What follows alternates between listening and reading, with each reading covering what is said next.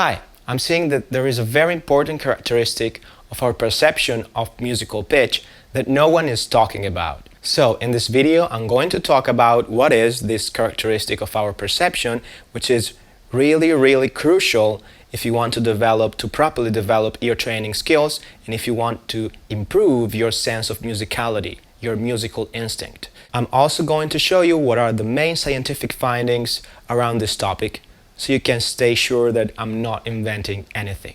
And lastly, I'm going to show you how you can take advantage of this characteristic of our perception in order to develop really advanced ear training skills. The most important characteristic of our perception of musical pitch is the ability of our mind to perceive implied harmony. First of all, what is implied harmony?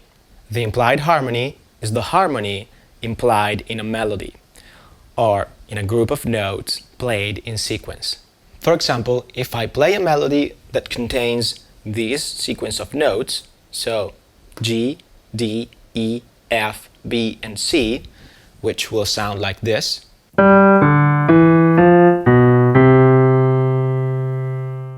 The implied harmony in this melody is that we are playing in C major because these notes are all notes that belongs to the key of C major, and that we played specifically the 5th degree of C major, the 2nd degree of C major, the 3rd degree of C major, the 4th, the 7th, and the 1st degree of C major.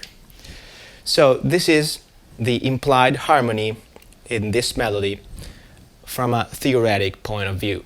But why implied harmony is so important for our perception of musical pitch? The really crucial point here is to understand that our mind perceives implied harmony. I mean that these notes all have a different feeling, all of them assumes a different feeling based on which degree of the scale they assume. So, in other words, the sensation, the feeling that the note has depends 100% on the role that they assume inside the key. Let's hear this example again in order to better understand what are the sensations that the notes assume in this case. So let's play the melody again. You can feel that this note, the last note, has a sense of resolution. For example, let's take into consideration the second to last note. This note has a sensation of instability, which tends to solve on this note, the tonic note, the resolution point. Now let's take into consideration the D note, for example. This is the D note. You can feel that it has a sensation of instability too, but is not as evident as the B note. Both of them tends to solve on the tonic. Both of them are unstable, but their sensation is different. In a similar way, all the other notes included in this melody have a different sensation, a different feelings from one another, depending on the role they assume inside the key. So it's crucial to take implied harmony into account when practicing ear training, because implied harmony affects our perception of the notes. For example, if I play the same melody but in a different key, I would play this group of notes. So this group of notes respect the same implied harmony but is played in a different key, in the key of G major in this case. What happens is that, for example, these two C, the same note, will sound extremely different because one has the function of the 1st degree, the tonic note, which we have seen it has a resolution feeling, and the other has a 4th degree role, which has a totally different feeling, and the same is equal for the other notes. There are countless studies on the topic of implied harmony, and one of the most important is for sure the work done by Krumhansl, who found that we perceive the notes, the musical pitch, in a certain tonal hierarchy. We can see a graphic representation of the tonal hierarchy in the key of C major. So you can see that C is at the top of the pyramid. So it's the most important note in the key of C major, and all the other notes tends to solve on C. So we have that each other note has a certain degree of instability that wants to go back on C, while C has total stability in this key. At the bottom, we can see the last consonant note. These are all non-diatonic notes to the key of C major. Another interesting aspect of these findings is that at the second level of the pyramid, we can see the notes E and G. These notes together form the C major triad, so the tonic triad in the key of C major. This is why we perceive E and G more stable than the other notes of the key of C major, like D, F, A, and B. A very important thing to understand is that we tend to establish the key even without conscious efforts. So when we hear a group of notes played melodically or harmonically, our mind tends to recreate this tonal hierarchy model. This means that we always perceive a note as the most important note, as the note that has complete stability, whereas the other notes will have a certain amount of instability, a certain degree of instability, of tension, which tends to solve back on the tonic note. Also, this fact is demonstrated by scientific researches, especially the ones made by Butler and Brown, which I won't discuss in this video. Another very important point to understand about implied harmony is that everything you hear in music is context dependent. This means that the implied harmony is always perceived. You can't avoid to feel the implied harmony of a melody, of a sequence of notes. It is impossible to isolate the melody or a certain group of notes from the implied harmony. You will always perceive the implied harmony of the notes. And that leads me to my next point, which is the most important point you should understand about this video. Basically, scientific studies have proven that due to this fact of implied harmony, our perception of intervals is context dependent. This means that the same interval sounds extremely different depending on the role that the two notes included in the interval assume inside the key. For example, the interval that goes from C to E is a major third, and in the C major key has a certain sound, which is different from the sound of the major third interval that goes from G to B. These are both major third interval, and they sound different because the implied harmony influences our perception of these notes. Okay? Every major third interval in the C major key, in whatever key you want, will sound different from one another. So this is the most important thing to understand. And I'm not inventing anything. These are all things that have been found in scientific experiments. Listeners perceive the same interval as being different depending on the key, on the context, okay? And I want you to listen this example in order to better understand this concept. So let's play the C major scale in order to establish the sound of the C major key in our mind.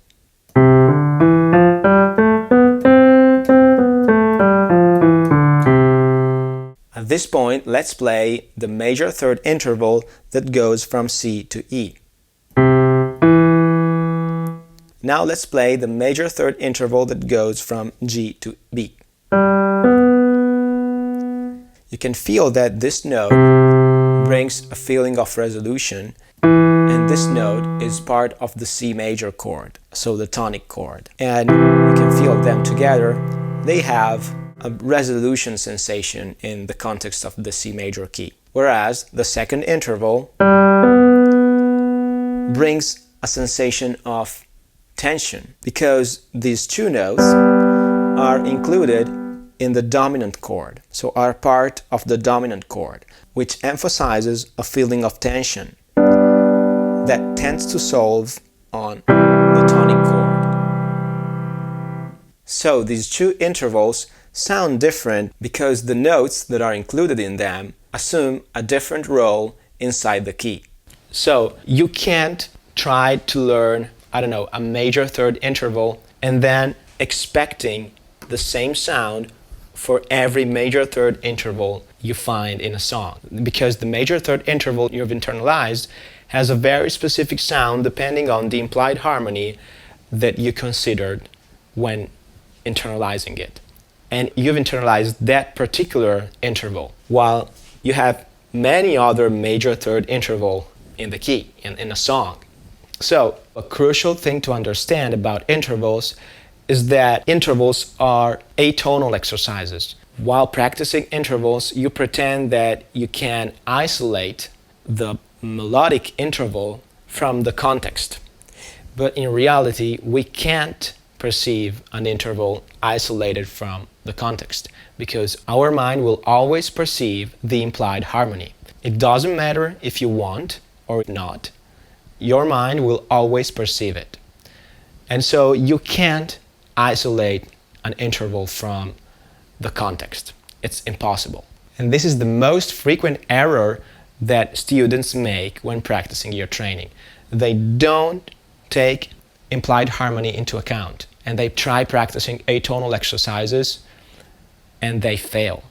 This is basically because they are going against how our natural perception of musical pitch works. And going against our nature is always a bad thing. So it's much better if you follow how our musical perception works and you practice accordingly to these principles that I've just explained. This is a very important point to understand if you want to really develop your ear training skills and your overall sense of musicality.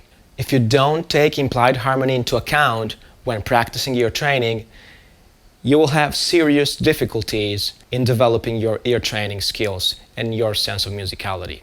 This happened to me when I practiced interval for about 10 years without seeing a minimum small improvement. Whereas when I started to take implied harmony into account and I started to follow this principle, I started to see real results in just weeks, And this is happening to many other students that are following my courses and that are practicing following these principles. Another big problem of intervals is that scientific studies, such as the ones made by Russo and Thompson, demonstrate that our perception of intervals depends also on timbre. This means that, for example, if I take the interval that goes from C to E, which is a major third, and I alter, for example, the timbre of C and I make it brighter or duller, the interval size is perceived as longer or shorter. So you can understand that this is a big issue if you want to apply the interval method to real music, because the timbre is not always the same. Two notes can be played with many different timbres, and the timbre shouldn't affect the way we try to recognize melodies, we try to recognize patterns and chords, etc. Well, I'm focusing mainly on the interval method's issues right now because it's mistakenly considered to be the best method to develop ear training skills right now. But unfortunately, there are also other approaches that are used by musicians which are not effective. For example, one approach that is not effective is the trial and error approach. By trial and error, I mean when someone figures out a song by trying on his instrument what notes matches the one that are in the melody line, or which chords are the same that are played in the song. This method won't allow you to develop ear training skills because it won't allow you to experience and internalize the sound of the notes inside the tonal context. So don't expect to improve your sense of musicality by transcribing songs in this way. Another approach, which is ineffective, is using a tuner in order to develop your intonation skills. It can work only if you're already good at singing on pitch or playing on pitch, and you want to achieve that 5% more of intonation, of precision that you're lacking right now. But if you have difficulties in singing on pitch, in finding the notes that you're singing, in knowing if you're singing the right pitch or not, a tuner won't help you. Because at first, you need to internalize the sound that the notes assume inside the key. Lastly, let's understand what are the main advantages of understanding implied harmony and taking these concepts into account when practicing your training.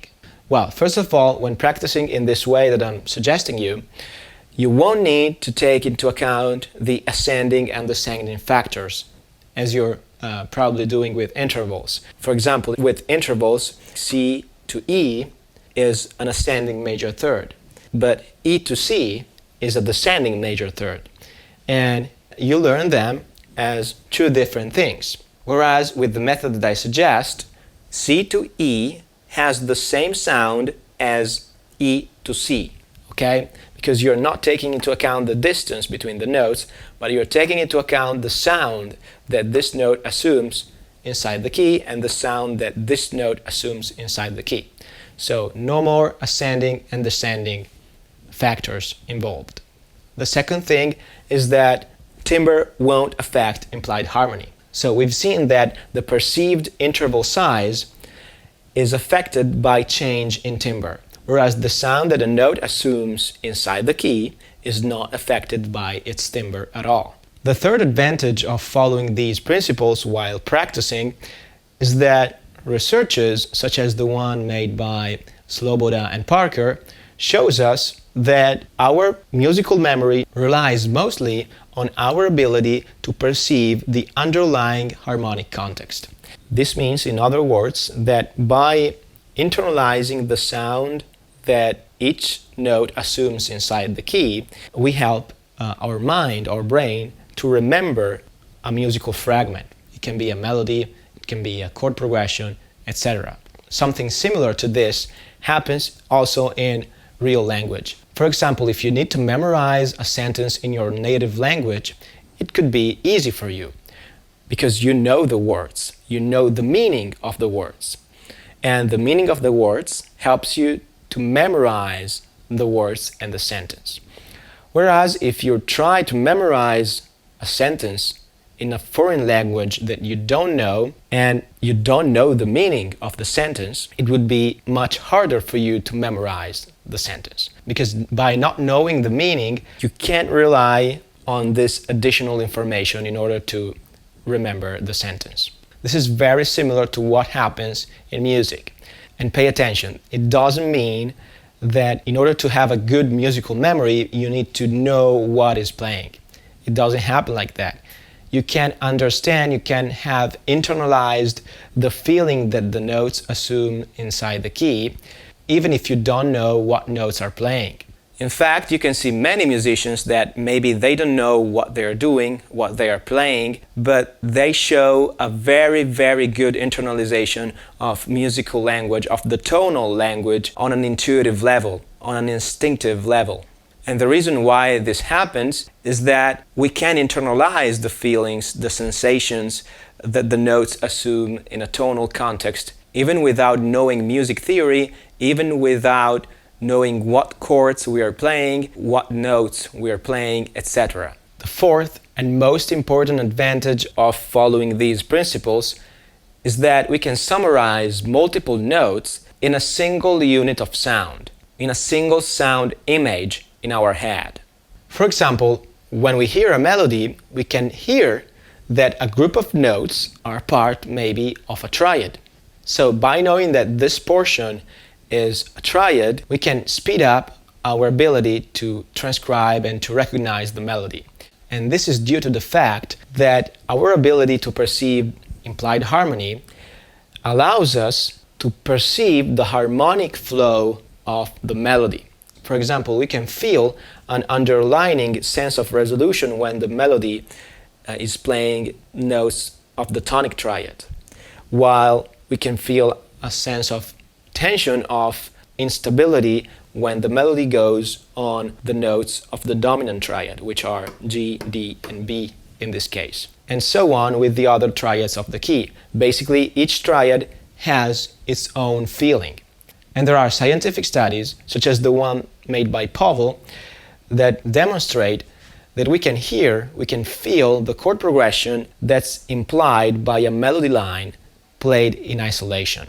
Another interesting aspect of this topic is that you can develop the ability to think of a melody line and instinctively, automatically know what are the right chords to play under it. I know you have a friend that is able to do that. You're probably thinking that, oh, he or she is talented, and you're not. It's not true, because there are scientific studies that shows us that these kind of skills can be developed and people can be trained in order to acquire these skills. So these are not skills that you have at birth or you don't have them. It's not like that. You can train your mind in order to develop these skills. Finally, I hope this video will help you. And the last thing I want to say is that melody and harmony are two parts of the same system. Your mind doesn't allow you to separate them. Don't try to develop the melodic ear with some exercises and the harmonic ear with different exercises as you do with the interval method, because it won't work. They are the same thing. If you want to learn more about how to practice effectively following these principles that I'm showing you, you should see a video in which I explain the basics of the method that I've developed. You should see a link up here or in the description below. In the description section below, you can also find some links to the scientific researches that I've talked about in this video and to the Use Your Ear website. So, if you enjoyed the video, leave a like. Please let me know about your opinion in the comment section below. I suggest you to subscribe to the channel and to subscribe to the newsletter in order to stay updated with every info about courses and offers, etc. Thank you for your attention. Bye.